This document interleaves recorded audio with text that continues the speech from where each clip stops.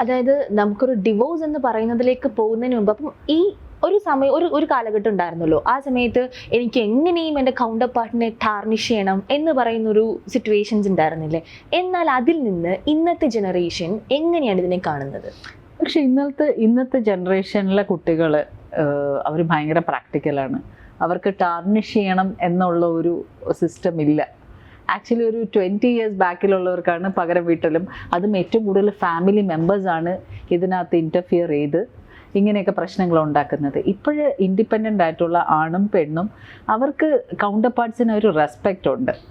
ആ റെസ്പെക്റ്റ് ഉള്ളത് കൊണ്ട് തന്നെ അവർക്കെല്ലാം പലരും വരുന്ന മ്യൂച്വൽ ഡിവോഴ്സിനാണ് വരുന്നത്. ഇപ്പോൾ പലവർക്കും മ്യൂച്വൽ എന്ന് വെച്ചാൽ അവർക്ക് അങ്ങോട്ടും ഇങ്ങോട്ടും ടാർണിഷ് ചെയ്യാൻ താല്പര്യമില്ല. കല്യാണ സമയത്ത് എന്തെങ്കിലും അവർ തമ്മിൽ ഉള്ള മണി ട്രാൻസാക്ഷൻസോ ഒക്കെ ഉണ്ടെങ്കിൽ അവരെന്താ ചെയ്യുകയെന്ന് പറഞ്ഞാൽ അവർ അതിനകത്തൊരു അമിക്കൽ സെറ്റിൽമെൻറ്റ് ചെയ്തിട്ടൊരു മ്യൂച്വൽ കൺസെൻറ്റ് ഡിവോഴ്സിനാണ് വരുന്നത്. മ്യൂച്വൽ കൺസെൻറ്റ് ഡിവോഴ്സ് എന്ന് പറഞ്ഞാൽ രണ്ടുപേര് ഉഭയകക്ഷി സമ്മതത്തോടു കൂടി ചെയ്യുന്നതാണ് മ്യൂച്വൽ കൺസെൻറ്റ് ഡിവോഴ്സ്. ഇതിനകത്ത് ഏറ്റവും കൂടുതൽ പ്രശ്നങ്ങൾ ഉണ്ടാവുന്നത് തന്നെ മണി മാറ്റേഴ്സ് ഇഷ്യൂസിലൊക്കെ വരുമ്പോഴത്തേക്കാണ്. അതായത് ഹസ്ബൻഡും വൈഫും പൈസ ഏറ്റവും കൂടുതൽ ഇഷ്യൂസ് ഞാൻ കണ്ടുവരുന്നത് മണി മാറ്റേഴ്സ്. പിന്നെ ഷെയർ മാർക്കറ്റിൽ ഇൻവെസ്റ്റ് ചെയ്യുക, ഷെയർ മാർക്കറ്റിൽ ഇൻവെസ്റ്റ് ചെയ്തിട്ട് ഭയങ്കര ലോസ്, അത് വൈഫിൻ്റെ മണി എടുത്ത് ഹസ്ബൻഡ് ഇൻവെസ്റ്റ് ചെയ്യുക, അതിനകത്ത് ലോസ് വരിക. ലോസ് വരുമ്പോഴത്തേക്കും എല്ലാം നഷ്ടപ്പെട്ടിരിക്കുന്ന ഒരു ഭാര്യയ്ക്ക് ഒരു ഡിസിഷൻ എടുക്കുമെന്ന് വെച്ചാൽ പിന്നെ ഇയാളുടെ കൂടെ ജീവിച്ചിട്ട് കാര്യമില്ല. കാര്യം അയാളെല്ലാം നഷ്ടപ്പെടുത്തും എന്നുള്ള ഒരു പ്രശ്നങ്ങൾ. ഷെയർ മാർക്കറ്റ്, പിന്നെ സോഷ്യൽ മീഡിയയിൽ കാര്യം എല്ലാവരും ഇപ്പം വർക്കിംഗ് എംപ്ലോയീസ് ആണ്. വർക്കിംഗ് എംപ്ലോയീസ് ആകുമ്പം സോഷ്യൽ മീഡിയ ആയിട്ട് ഭയങ്കരമായിട്ട് കണക്റ്റഡ് ആയിട്ട് അവർ ഫ്രണ്ട്സ് ഉണ്ടാക്കുന്നു. ഫ്രണ്ട്സിൻ്റെ ഫ്രണ്ട്ഷിപ്പ് അത് പരിധി വിടുമ്പോഴാണ് ഡിവോഴ്സിലേക്ക് വരുന്നത്. പക്ഷേ ഏറ്റവും കൂടുതലും ഇപ്പോൾ യങ്സ്റ്റേഴ്സ് അവർ പ്രശ്നങ്ങൾ ഉണ്ടാക്കുന്ന അല്ലാതെ they are ready for mutual consent. Ma'am ഇപ്പം മാമിൻ്റെ അടുത്തേക്ക് വരുന്നവരാണെങ്കിലും ഈ ഒരു തേർഡ് പാർട്ടി ഇൻ്റർഫിയറൻസ്, ഇപ്പം മാം പറഞ്ഞ പോലെ സോഷ്യൽ മീഡിയയിൽ നിന്നുണ്ടാകുന്ന അനദർ ഒരു ഫ്രണ്ട്ഷിപ്പ് എന്ന് പറയുന്ന ഈ പോലത്തെ ഒരു തേർഡ് പാർട്ടി ഇൻ്റർഫിയറൻസ് ഒരു വലിയ ഘടകമായി മാറുന്നുണ്ടോ? നമ്മൾ തേർഡ് പാർട്ടി ഇൻഫ്ലുവൻസ് എന്ന് പറഞ്ഞാൽ ഈ സോഷ്യൽ മീഡിയ മാത്രമല്ല, നമ്മുടെ ഈ ഒരു മാരേജ് ഇഷ്യൂസായിട്ട് വരുമ്പം അവരുടെ പാരൻസ് ഒരു വലിയൊരു ഘടകമാണ്. ഓക്കെ, പൊതുവേ നമ്മൾ കാണുന്ന പല മാരേജ് കൗൺസിലിംഗ് സെഷനിലും ആദ്യമായിട്ട് പ്രശ്നങ്ങൾ ആരംഭിക്കുന്നത് ഇപ്പം മാഡം പറഞ്ഞ പോലെ സാമ്പത്തികത്തിൻ്റെ കാര്യത്തിൽ. കല്യാണം കഴിഞ്ഞ് വരുന്ന സമയത്ത് തന്നെ പയ്യൻ്റെ വീട്ടിൽ കുറേ കടമുണ്ടാവാം, അല്ലെങ്കിൽ വിദ്യാഭ്യാസപരമായിട്ടുള്ള എന്തെങ്കിലും ലോണുകൾ എടുത്തിട്ടുണ്ടാവാം. അപ്പോൾ എന്ത് പറ്റുമെന്ന് പറഞ്ഞാൽ ഈ ആദ്യം പെൺകുട്ടിയുടെ സ്വർണ്ണമെല്ലാം വിറ്റ് ഈ ലോൺ അടയ്ക്കുക, ഇങ്ങനെയുള്ള കാര്യങ്ങളിലേക്ക് പോവുക. ചിലപ്പോൾ പെൺകുട്ടിക്ക് തന്നെ ചിലപ്പോൾ വിദ്യാഭ്യാസ ലോണുകളുണ്ടാവാം. സ്വാഭാവികമായിട്ടും ആ ലോൺ അടയ്ക്കാതെ ആയിരിക്കാം വിവാഹത്തിലേക്ക് വരുന്നത്. അപ്പോൾ അത് പിന്നെ അടയ്ക്കാൻ സമ്മതിക്കാതിരിക്കുന്ന ഭർത്താവ് ഉൾപ്പെടെയുള്ള ഭർത്താവിൻ്റെ ആൾക്കാർ, ഇതും ഒരു പ്രശ്നം ഉണ്ടാവും. പിന്നെ പൊതുവിൽ നമ്മൾ കാണുന്നത് ഒന്നീ ഹസ്ബൻഡ് വൈഫിൻ്റെ വീട്ടുകാരെ ചീത്ത വിളിക്കുക, അവരെ റെസ്പെക്റ്റ് ഇല്ലാതെ അവരുടെ അടുത്ത് പെരുമാറുക. അതുപോലെ തന്നെയാണ് വൈഫിനെ ഹസ്ബൻഡിൻ്റെ വീട്ടുകാരോട് ഒട്ടും താല്പര്യമില്ലാത്ത അവസ്ഥ. സ്വാഭാവികമായിട്ട് ഇങ്ങനെയുള്ള ഇഷ്യൂസ് വരുന്ന സമയത്ത് ഈ പാർട്ട്നേഴ്സ് തമ്മിലൊരു ഇമോഷണൽ ബോണ്ടിങ് ഇല്ലാതായിപ്പോൾ. കാര്യം എല്ലാവരാൽ ചുറ്റപ്പെട്ട് ജീവിക്കാൻ ആഗ്രഹിക്കുന്നവരാണ്.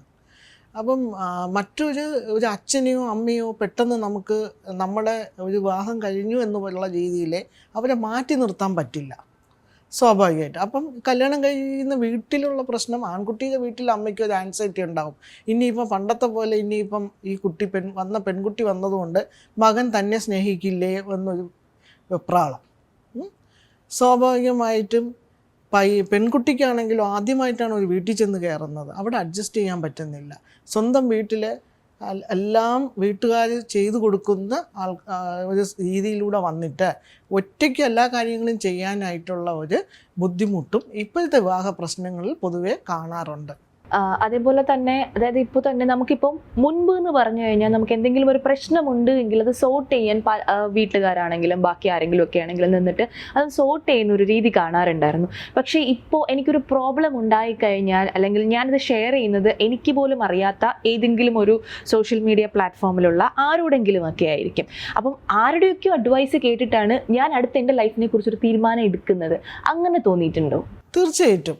കാര്യം ഇപ്പം നമ്മുടെ കാണുന്ന പൊതുവേ നമ്മുടെ സ്ത്രീകൾക്ക് കുറച്ച് ലവിങ്ങും കെയറിങ്ങും ഒക്കെ ആഗ്രഹിക്കുന്ന ആൾക്കാരാണ്. സ്വാഭാവികമായിട്ടും നമുക്ക് ഇൻസ്റ്റാഗ്രാം വഴിയോ ഫേസ്ബുക്ക് വഴിയോ, ഇപ്പോൾ എല്ലാവരും ഇൻസ്റ്റാഗ്രാം വഴിയാണ്, അല്ലെങ്കിൽ ഡേറ്റിംഗ് ആപ്പ് വഴി എല്ലാം നമ്മൾ എന്ത് ചെയ്യും, നമ്മുടെ വീട്ടിലെ ഹിസ്റ്ററിയും കാര്യങ്ങളൊക്കെ പറയും. അപ്പോൾ സ്വാഭാവികമായിട്ടും നമുക്കറിയില്ല നമ്മൾ ഇടപെടുന്ന ആൾക്കാരുടെ പേഴ്സണാലിറ്റി എന്താണെന്നുള്ളത്.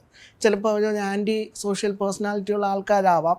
അപ്പോൾ സ്വാഭാവികമായിട്ടും അവർ നമുക്ക് തെറ്റായ നിർദ്ദേശങ്ങൾ തരും. ഭർത്താവിനെ ഉപേക്ഷിക്കുക, മക്കളെ ഒക്കെ ഭർത്താവിൻ്റെ അടുത്ത് ആക്കിയിട്ട് വേറൊരു ജീവിതം നോക്കുക, ഇങ്ങനെയുള്ള ഉപദേശം കിട്ടുന്ന സമയത്ത് നമ്മൾ മനസ്സ് ടെൻഷനായിട്ടിരിക്കുന്ന സമയത്ത് നമ്മളോടൊപ്പം നിന്ന് നമുക്ക് വേണ്ടി സംസാരിക്കാൻ ഒരാളുള്ളപ്പം വല്ലാത്ത ഒരു സ്നേഹവും ആരാധനയൊക്കെ അവിടെ ഉണ്ടാവും. അപ്പോൾ സ്വാഭാവികമായിട്ട് അതൊരു ഇൻഫ്ലുവൻസ് ഉണ്ടാവാം. പക്ഷേ പൊതുവിൽ നമ്മൾ കാണുന്നത് നമ്മുടെ പെൺകുട്ടികൾക്ക് ഒറ്റയ്ക്ക് തന്നെ ഡിസിഷൻ മേക്കിംഗ് ഒരു പ്രോസസ്സിലേക്ക് ഇപ്പം പോകുന്നുണ്ട്. കാര്യം വേണ്ട എന്ന് വെച്ചാൽ അത് വേണ്ടാന്ന് തന്നെയാണ്. പിന്നെ അവിടെ ഒരു കൗൺസിലിംഗ് സെഷനിൽ വന്നിട്ടായാൽ പോലും ആൾറെഡി ഡിസിഷൻ മേക്കിംഗ് ഒക്കെ ആയി കഴിഞ്ഞിട്ടായിരിക്കാം നമ്മളെടുത്ത് വരുന്നത്.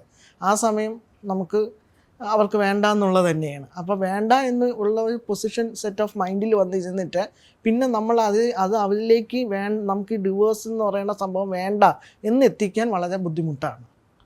അപ്പോൾ അതിൽ പല ഫാക്ടേഴ്സും അതിൽ ഉണ്ട്. അപ്പം ഇപ്പോൾ മാം പറഞ്ഞതുപോലെ ഇപ്പോൾ ഇമോഷണൽ ബോണ്ടിങ് എന്ന് പറയുന്ന ഒരു കാര്യം, ഇപ്പോൾ കൗണ്ടർ പാർട്സിന് ഇടയിൽ ഒരേ റൂഫ് ടോപ്പിനിടയിലാണ് താമസിക്കുന്നുണ്ടെങ്കിൽ കൂടി ഈ ഇമോഷണൽ ബോണ്ടിങ് ഉണ്ടാകുന്നുണ്ടോ? ആ ഡിവോഴ്സിലേക്ക് എത്തിക്കുന്നതിന് ഈ ഇമോഷണൽ ബോണ്ടിങ് ഒരു കാരണമായി മാറുന്നുണ്ടോ? ഇമോഷണൽ ബോണ്ടിങ് ഒരു കാരണമാണ്.